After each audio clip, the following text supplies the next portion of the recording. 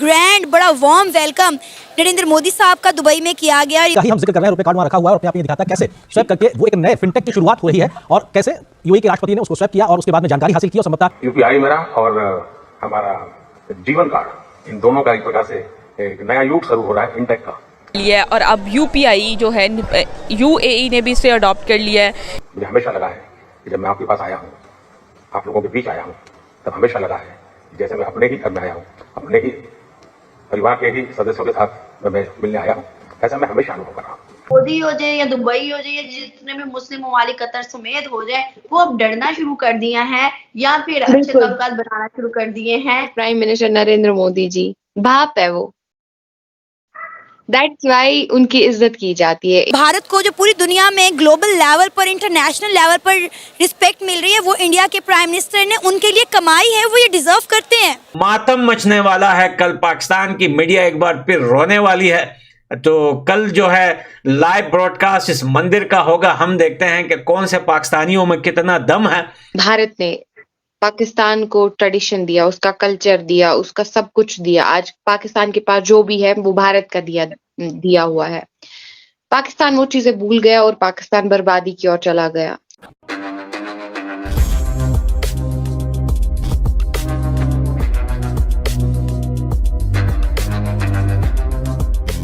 नमस्कार दोस्तों हमारे प्रधानमंत्री मोदी जी इस वक्त यूएई पहुंच गए हैं, जहां यूएई के प्रेसिडेंट और अबू धाबी के रूलर मोहम्मद बिन जायद ने ग्रैंड वेलकम किया है मोदी जी का। और इसके बाद हमारे प्रधानमंत्री मोदी जी मोहम्मद बिन जायद से बात करते हुए कह रहे थे कि भारत और यूएई के रिलेशंस काफ़ी स्पेशल है और जब भी मोदी जी यूएई आए हैं उन्हें पूरा घर जैसा ही फील हुआ है और उनका ग्रैंड वेलकम किया गया है। और इसके बाद प्रधानमंत्री मोदी जी और मोहम्मद बिन जायद ने मिलकर के रुपए कार्ड और जीवन कार्ड का लॉन्च किया, जो कि काफ़ी सिंबॉलिक था दोनों देशों के बीच में।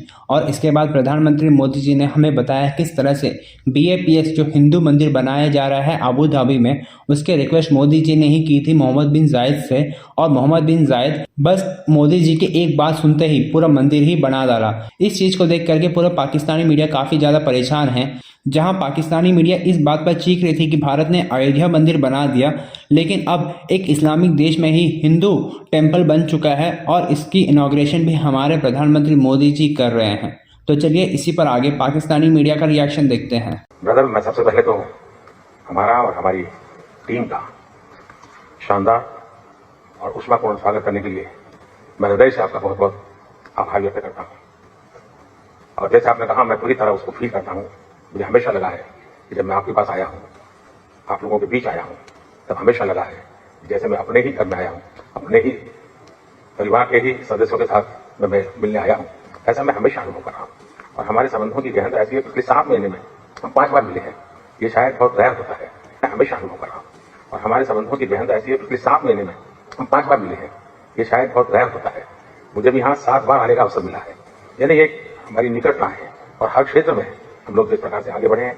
और आज भारत और यूएई के बीच में हर क्षेत्र में एक साझी भागीदारी हो रही है। आज भी हम कई महत्वपूर्ण फैसले करने जा रहे हैं। हम यूपीआई मेरा और हमारा जीवन कार्ड, इन दोनों का एक प्रकार से एक नया युग शुरू हो रहा है फिनटेक का। और ये भी अपने आप में बहुत बड़ा अनुभव है। उसी प्रकार से मैं आपका हृदय से आभार व्यक्त करना चाहूंगा कि आप समय निकाल करके मेरा निमंत्रण स्वीकार करके मेरे होम स्टेट आए। वाइब्रेंट गुजरात समिट को आपने एक नई ऊंचाई दी और उसके कारण उसका गौरव भी बढ़ा है। विश्व में उस इवेंट की भी प्रतिष्ठा बढ़ी है। तो आपका आना और आपने वहां जो उद्बोधन किया, वो आज भी हमारे देश के लोगों के लिए बड़ा प्रेरक है, उत्साहवर्धक है। मैं इसके लिए भी आपका आभारी हूं। आपकी भारत के प्रति जो लगाव है और आपकी यूएई के उज्जवल भविष्य के लिए जो विजन है, उसका एक उदाहरण मैं देख रहा हूं। यहाँ BAPS का मंदिर बनना आपके सहयोग के बिना यह संभव ही नहीं था। और मेरी पहली मुलाकात थी। मैंने सिंपली आपको रिक्वेस्ट की कि जरा आप देख लीजिए, और पलक झपकते ही आपने उसका निर्णय करके मुझे बता दिया कि बस जगह पर ऐसे उंगली रख दीजिए, आपको जगह मिल जाएगी। शायद इतना विश्वास, इतना प्यार अपने आप में एक बहुत ही अनोखे संबंधों की शक्ति को दर्शाता है। वर्ल्ड आज उनको लीडर मानता है, वर्ल्ड आज उनको अपना रोल मॉडल मानता है। वर्ल्ड में आज हर एक कंट्री में ये इच्छा होती है लोगों की कि हमारा प्राइम मिनिस्टर, हमारा प्रेसिडेंट श्री नरेंद्र मोदी जैसा हो। तो it is because of his vision, it is because of his ideology. World is chanting the name of Shri Narendra Modi ji. And मुझे लगता है ये जो हमारे नेवी ऑफिसर्स थे कतर में, या it was not easy job, it was not a easy thing, जिनको सजाई मौत सुनाई गई थी उनको वहां से बाहर निकालना।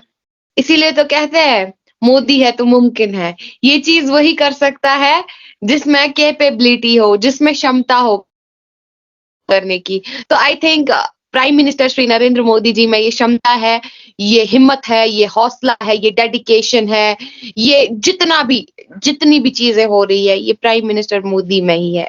That is why prime minister Modi हर बार हम देखते हैं कि जो भी इम्पॉसिबल चीज होती है, कहते हैं ना कि the word impossible says I am possible. So I think this suits on our prime minister only, because वही ये चीजें इम्पॉसिबल चीजें कर लेते हैं। एंड जब ये चीज सुनी तो काफी ज्यादा प्राउड महसूस हुआ अगेन, और काफी ज्यादा उनकी हिम्मत और विजन और आइडियोलॉजी को देखते हुए मैं उनको अपनी इंस्पिरेशन समझती हूँ। और अगर ऐसे आम इंसान में, एक आम नागरिक में ऐसी डेडिकेशन, ऐसी हिम्मत, ऐसी लगन आ जाए तो वो कुछ भी कर सकते हैं। फॉर एग्जाम्पल ये चीजें स्टूडेंट्स में हो सकती है, ये चीजें अगर स्टूडेंट्स में ऐसी हो जाए तो वो अपने एग्जाम्स में बिल्कुल टॉप कर सकते हैं। तो I think I salute prime minister Narendra Modi ji and I am so proud to be an Indian. अब मैं गर्व से आज हर एक भारतवासी, आज हर एक कश्मीरी अपने आप को गर्व से बोलता होगा कि हम भारतीय हैं। बिल्कुल भाईका, जैसे रशिया यूक्रेन वॉर में ना सिर्फ इंडियंस को उन्होंने निकलवाया था यूक्रेन से, बल्कि पाकिस्तानी भी स्टूडेंट थे वहां पर और उनकी भी जान बचाई थी। इसका जो एक सबूत है कि भाई मोदी पावर ट्रेंड पे है, ये तो हमें पहले ही नजर आ गया था जब यूक्रेन और रशिया वॉर के अंदर में यूक्रेन से स्टूडेंट्स को निकाला था और हमारे पाकिस्तानियों ने ही झंडा लहराया था। इवन लास्ट टाइम जो मछुआरे पकड़े गए थे पाकिस्तानी, उन्होंने बचाए थे उसके मलेशिया के वहां पर, तो वो भी कोई छोटी बात नहीं थी। वहां पर भी इंडियन नेवी ने बहुत ज्यादा एक हौसले का मुजाहिरा किया था। तो इंडियंस के अंदर ऐसा हौसले हैं।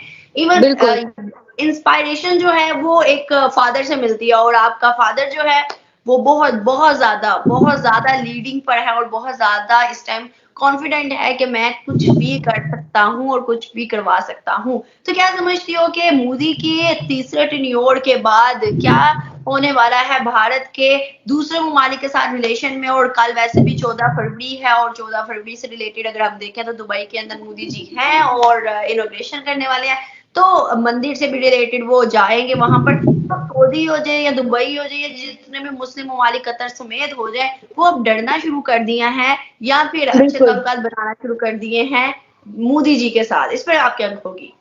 देखिए, सबसे पहले तो मैं ये बोलना चाहूंगी कि मैं भी दोनों डरते भी और अपने रिलेशंस भी बेहतर बनाना चाहते हैं, बिकॉज प्राइम मिनिस्टर मोदी से आई थिंक डरने से ज्यादा उनकी इज्जत करते हैं। हम देखते हैं यूजुअली जब हमारे घर पे बड़े होते हैं, हमारे बाबा होते हैं, वो भी इंसान ही होते हैं, लेकिन हम उनसे डरते क्यों? वो एक इज्जत होती है दिल में, वो हमारे लिए, उनके लिए एक डिग्निटी और रिस्पेक्ट होती है। दैट्स वाई हम बोलते हैं शायद हमारे घर पे बाबा है, वो है, ये है। तो same is the case with prime minister Narendra Modi ji, बाप है वो। दैट्स वाई उनकी इज्जत की जाती है। इवन वर्ल्ड नोज कि अभी इंडिया जो है आगे सुपर पावर बनने जा रहा है, तो ऑब्वियसली बात है इंडिया से पंगा महंगा पड़ेगा। तो ऑब्वियसली मुस्लिम ममालिक भी चाहते हैं कि, बाकी मुस्लिम ममालिक भी चाहते हैं कि हम इंडिया से अच्छे रिलेशंस बिल्ड करें, हम प्राइम मिनिस्टर से अच्छे रिलेशंस बिल्ड करें,